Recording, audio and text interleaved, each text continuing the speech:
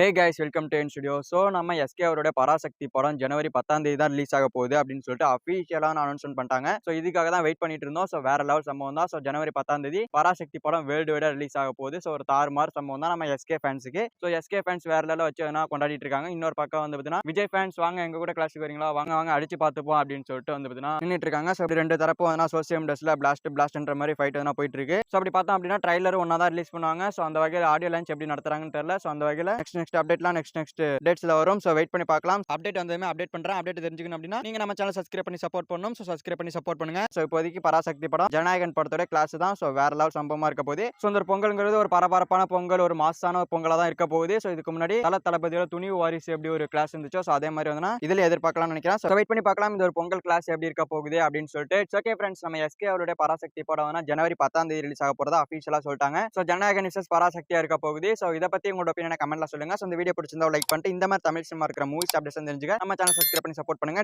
Thank you for வாட்சிங். அடுத்த வீடியோல பார்க்கலாம். தேங்க்யூ.